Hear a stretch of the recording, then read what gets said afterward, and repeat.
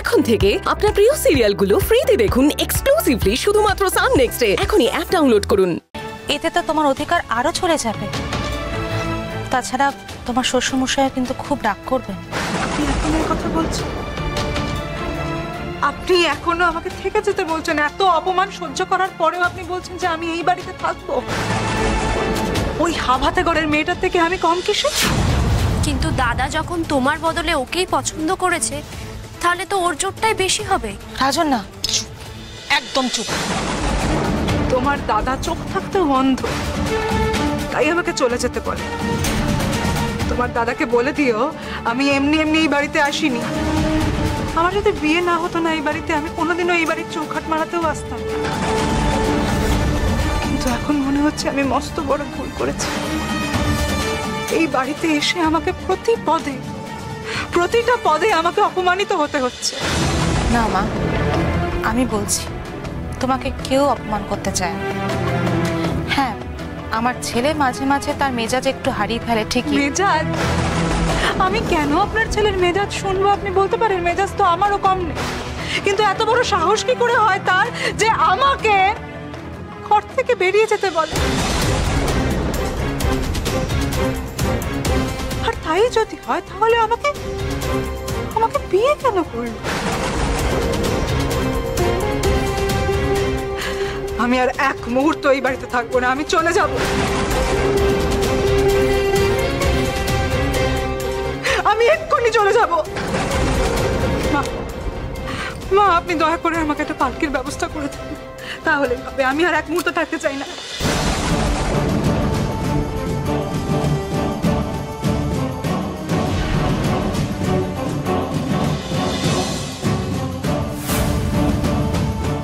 আমি সবটা শুনেছি মা। তুমি যদি যেতে চাও তুমি যেতে পারো, আমি তোমাকে বাধা দেব না।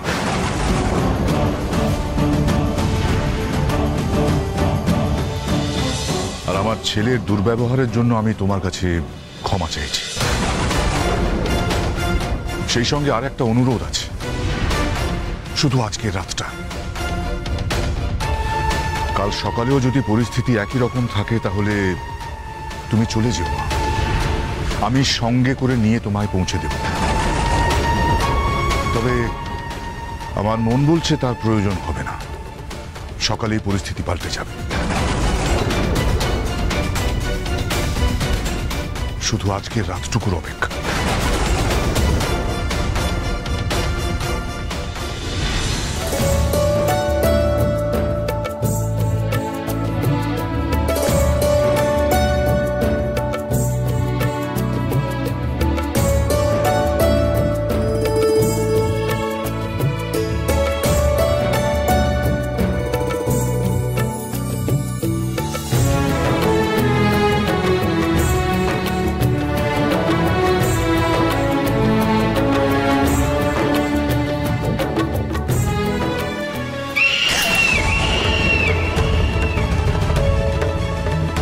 চিন্তা করো না, রাত জাগা কোনো পাখি হবে।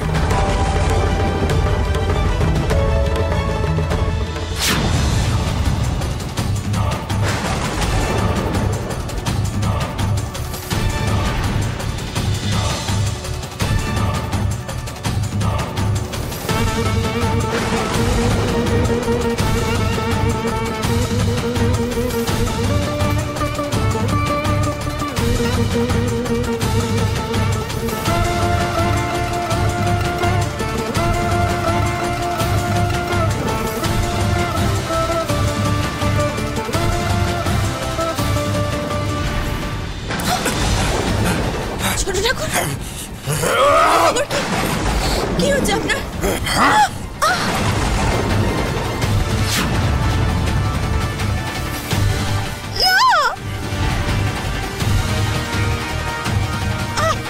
ছাড়ুন, ছাড়ুন।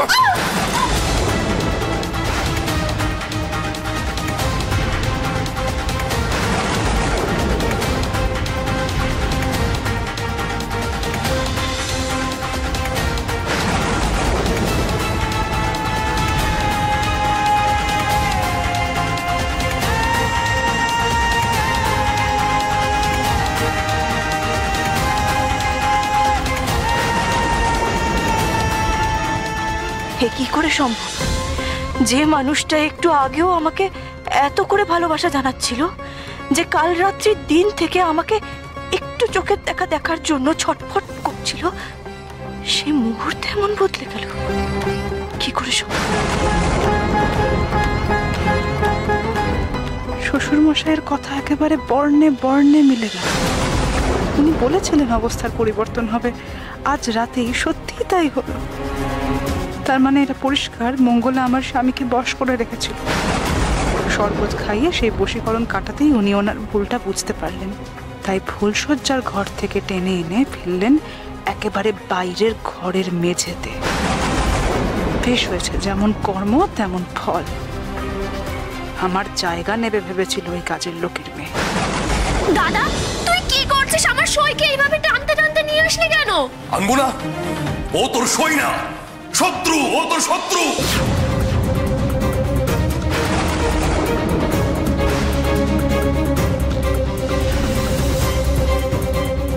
আমার কাছে এবার সবকিছু জলের মতো পরিষ্কার হয়ে গেছে। এই মঙ্গলা নিশ্চয়ই কোনো তুগ্গুণ জানে।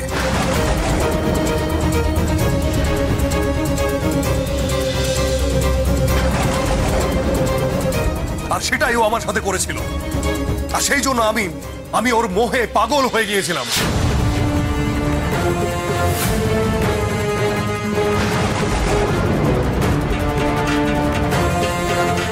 আমি অনেক ভুল করেছি ওর জন্য। আমি ডাকাত সেজে মারামারি করেছি, বেচারা ঘটককে ধরে মেরেছি। সবকিছু হয়েছে ওর জন্য। এই সবকিছুর জন্য দায়ী এই মেয়েটা।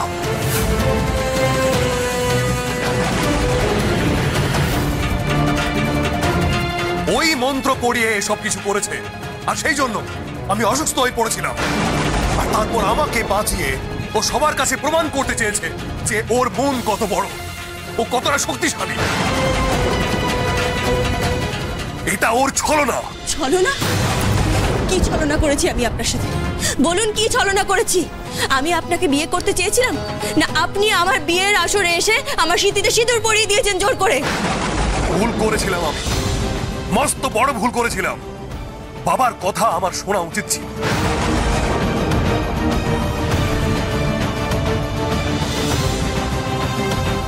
তোমার সম্মোহনী পাকে পড়ে আমি একজনকে বিয়ে করেও তোমার টানে আমি তোমার কাছে আসতে বাধ্য হয়েছিলাম।